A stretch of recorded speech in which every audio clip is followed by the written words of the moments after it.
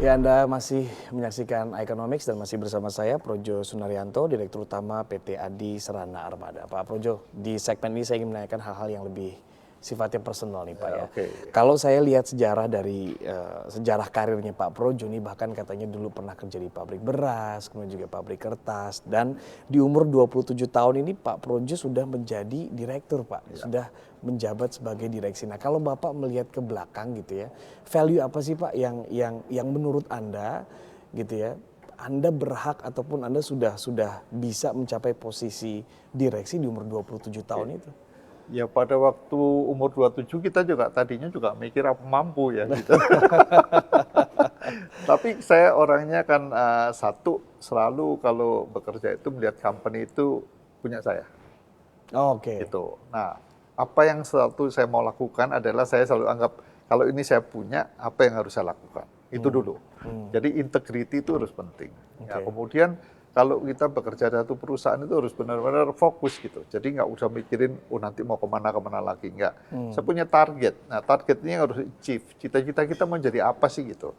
Ya, jadi semua tuh kita harus punya tim. Kalau saya sih selalu bekerja dengan tim. Kalau saya udah bilang mau kerja sendiri sampai kapanpun juga nggak akan bisa berhasil. Oke. Ya, jadi kita pertama waktu mau menjabatin satu posisi, harus selalu berpikir bagaimana kalau saya turun.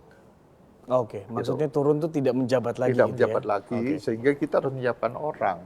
Nah, untuk orang ini kan perlu tim. Nah, tim ini yang harus kita bentuk. Jadi kalau mengurus perusahaan tuh nggak usah semuanya Anda kenal. Nggak mungkin. Saya perlu 40 orang aja, manajer, direktur, udah itu yang kita pegang, kita kenal. Ya. Itu yang di grooming.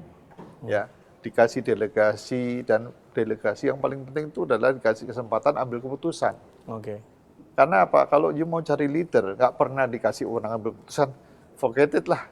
Nggak bisa Nggak belajar bisa juga belajar gitu dan ya? nggak punya keberanian, selalu nunggu petunjuk. Oke. Ya, jadi orang harus boleh salah, ya kan? Jadi kalau melakukan pekerjaan pasti ada salah. Tetapi ini bukan disengaja, ya. Oke. Tetapi ini adalah uang sekolah, pembelajaran.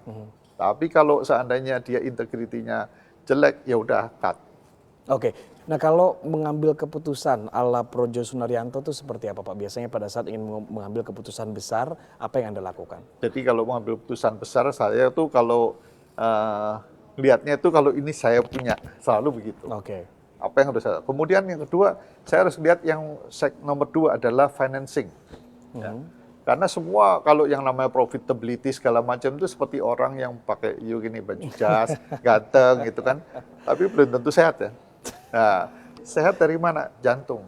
Oke. Nah, jantung itu yang memompa darah. Darah itu cash flow-nya. Jadi kalau perusahaan ini cash flow-nya sehat, itu adalah perusahaan yang bagus. Jadi kita nggak usah penampilan, tetapi cash flow-nya bagus. Oke. Oke. Nah, kalau dilihat dari sisi value yang paling penting dari seorang Projo Sunaryanto itu apa Pak? Kalau Anda melihat dari sisi karyawan Anda atau tim Anda gitu ya. Value yang paling Anda lihat pada saat memilih orang-orang ini apa saja? Saya selalu milih satu integrity, itu number one. Oke.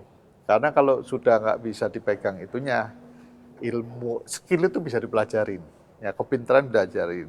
Tapi kalau itu nggak ada, itu everything sudah nggak ada gunanya. Ya, jadi kalau milih orang seperti itu. Dan kedua, kalau seperti saya, sudah usianya kan beda-beda nih. Sekarang saya umur segini, kita udah harus mikirin siapa yang nanti menggantikan. Oke. Bagaimana pipeline leadership pipeline-nya itu udah disiapin supaya apa perusahaan ini tetap sustain dan growing ya. Even kita nggak ada di sini pun perusahaan ini supaya tetap growing. Oke, terakhir Pak Projo, ini banyak yang mengatakan bahwa seorang pemimpin itu akan terlihat pada saat dia dites gitu ya, dites pada saat masa sulit. Kita tahu Ya. pandemik ini memukul hampir seluruh industri gitu ya di dunia gitu. Nah, Anda pada saat Maret gitu, kemudian sekarang sudah mulai ada perbaikan. Apa yang selama ini dilakukan untuk menyemangati tim Anda di masa yang sulit ini, Pak? Ya, memang sulit ya. Saat pandemi itu memang orang tuh ngeliat, wah saudaranya di PHK, Iya. tetangganya di PHK, mulai yang namanya resah, ya kan. Nah, di ASA Group ini kita anggap semua itu sebagai family. Jadi manajemennya family. Dan di ASA itu kan memang modelnya piramida manajemennya, ya kalau organisasi itu seperti piramida terbalik. Oke. Leadernya stopnya itu di bawah, middleman di tengah, yang paling atas itu yang ketemu customer. Oke. Frontline itu yang paling, Frontlinernya ya. itu yang diberikan otorisasi untuk mutusin lebih cepat, karena itu berhubungan dengan customer. Kemudian yang kita lakukan, kita rangkul semua, kita harus transparan. Benar-benar cerita kondisi ini nggak baik. Oke. Ya, jadi kalau kita nggak Jadi berjuang jangan bersama, ditutup-tutupin nggak bisa gitu ya. ditutupin. Harus benar-benar diekspos, ini loh. Jadi kita memitigasi kalau seandainya nanti penjualannya nggak dapat, collectionnya nggak dapat, yang akan kita lakukan ini saling mengerti. Jadi kalau ini udah tahu semua, apa yang kita akan lakukan bersama, ya. Sehingga setiap orang punya peran supaya kita bisa survive, ya kan? Collectionnya harus semua, salesnya udah, saya bilang salesnya nggak usah cari order dah, collectionnya aja gitu kan. Semua bergerak di bidangnya sama. Jadi perlunya kalau satu komando chain of command, jadi kalau saya ngomong A sampai di bawah itu A-nya ngerti gitu. Oke. Ya, jadi itu yang membuat semua merasa bahwa ini transparan dan ini kapal kita bersama. Oke. Nah, sehingga kita harapkan bisa melewatin yang namanya ombak lah gitu. Oke. Oke, kita harapkan bersama ya. Terima kasih Pak Projo Sunaryanto, Direktur Utama PT Adi Serana Armada sudah bergabung bersama Economics. Dan demikianlah Economics episode kali ini. Saya Pangeran Punce, sampai jumpa.